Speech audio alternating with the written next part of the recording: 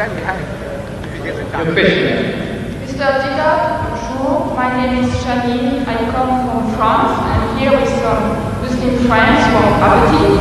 And my question is, what would you say to a person who doesn't believe in any religion? Or if you prefer, what would you say to his question, to believe or not to believe?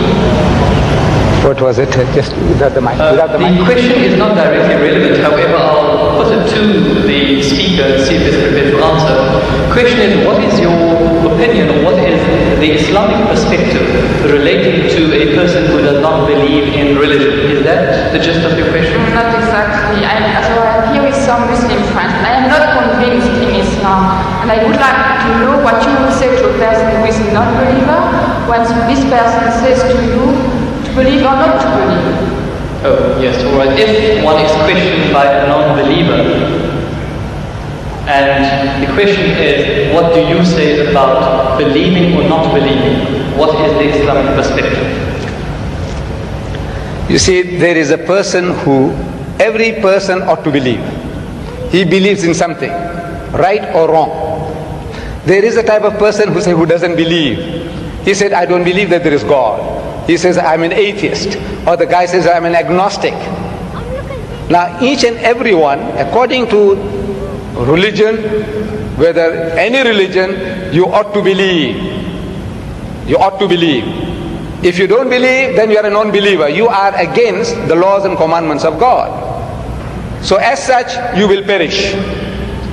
That person who says there is no God, he is going to perish. The one who says I don't care whether there is or there isn't, he is going to perish. Or you have the wrong concept of God, also you will be punished. According to your understanding, your capacity, your opportunities. There is a type of person who might not have heard the name Jesus. Will God question him? It's unjust, it's unfair. The lunatic, the child, will God question him? Why didn't you believe in my son, Jesus? No. Why didn't you believe in Muhammad? No. You see, each person will be judged according to his understanding, according to his opportunity, his know-how, and the message having reached him or her. So as soon as the message is delivered to you, and you can see the truth, but for some worldly reasons, maybe to please the family, please my people, please this, please that, you said, no, I will not accept the truth. In other words, the person has already been judged in that case. There is no hope for such a person. But there is a type of person who might be ignorant and had never had an opportunity. Like the South Sea Islander. Let's say he never heard about Jesus, he didn't hear about Muhammad, he didn't hear about anything. But he was leading a life according to his norm, according to his standards. God will judge him according to his standards, not according to the Bible, not according to the Quran. So every person will be judged according to his opportunity and his understanding.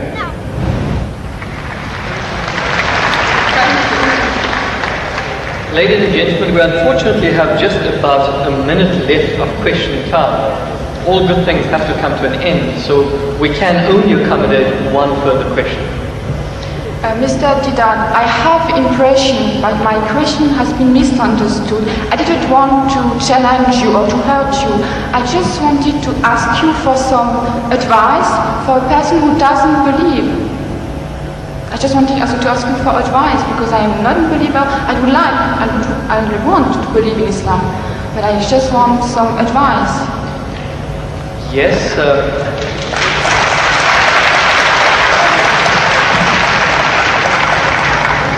do you not feel that there was sufficient advice? Did you require further advice? Yeah, because I didn't have the impression that my question has been really understood. So you want to know what the bases are, or what the reasons are for a person to actually believe in one God? Which reasons? Which advice would you give to a person who is a non-believer? See, number one, we have to realize that there is a necessity for belief.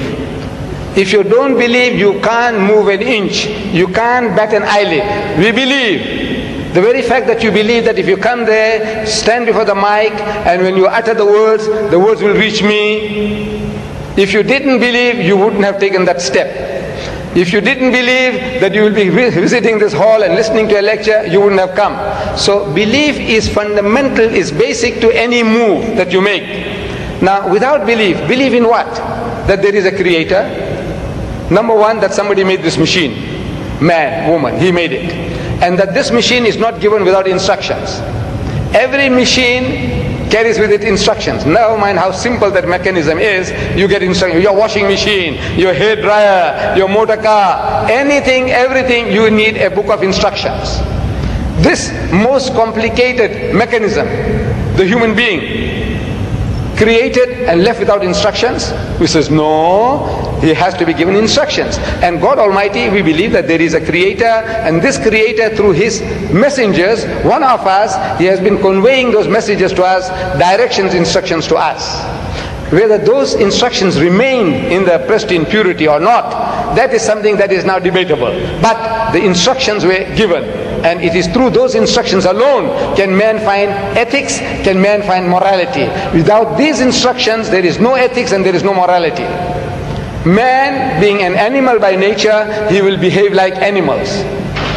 It's only because you believe that there is a creator, and this creator said that thou shalt not marry your mother, you will not marry your sister, you will not marry your daughter. We say we believe, we believe, we believe. You say no, I don't believe, then the person is nothing better than the animal.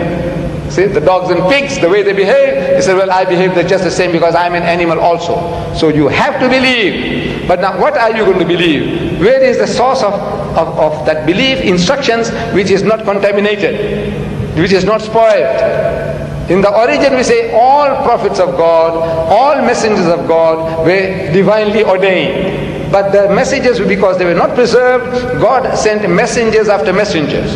Messengers after messengers. This is His way to rectify His creation. And in that system of sending messengers to mankind, Muhammad was the last, the culminating point in that messengership. And he left with us this book. And if you read this book with an unprejudiced mind, if you haven't got one, I can present one to you if you haven't got it. This is an English translation of that book, the Quran, with an index. Anything that you want to know about God. Open G, God, more than 140 different references. That you say, I can't believe in God. So He reasons with you. This God of the Quran doesn't say, I'll fix you up and I'll twist your nose and I'll pull out. No. He says, Awalam yara allazina kafaru. He said, how can you not believe in God? He says, Kaifa takfuruna billah. So how can you not believe in Allah? Wa kuntum amwatan. Seeing that you were non-existent, you were dead, and He brought you into being. Thumma yumitukum, He will cause you to die. Thumma yuhyikum, and He'll bring you back to life again. Thumma ilayhi turja'un, and to Him will be your return. So if you start reasoning, and you see how true the statements are, that you were non-existent. You, I, everybody, non-existent. The men of science will tell you that this earth was a molten mass. Billions of years, there was nothing on this earth, no life. The thing was all boiling. And the vapors went up and came down, and the vapors went up and came down, and over a period of millions of years, it started to cool. And then life started to germinate, and so on and so on. So there was a time when mankind was non-existent, and God brought you into being. Very true. And now you're going to die. But that is not the end. There is something we knew, which is other than the body, that real you. Now that real you, which is the driver of this body of yours, will be made to account for your actions. It's only natural that this person, like Hitler, look, he got away with it. He incinerated 6 million Jews. On account of him, 40 million people died in the Second World War. He's just going to get off scot-free? If he says, no, I don't believe, and there's nothing there on the other side, that means he's free, finish. No. He will have to account for his deeds. Everyone will have to account for his or her deeds. It is a natural, sequence of our attitude and behavior. And this book explains all that. If you haven't got one, this book is yours. If you haven't got one. You got it?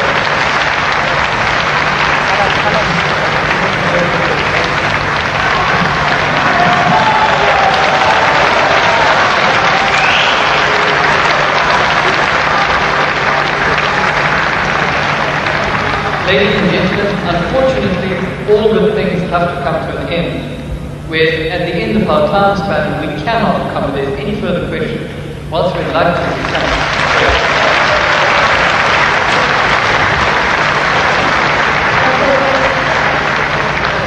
Ladies and gentlemen,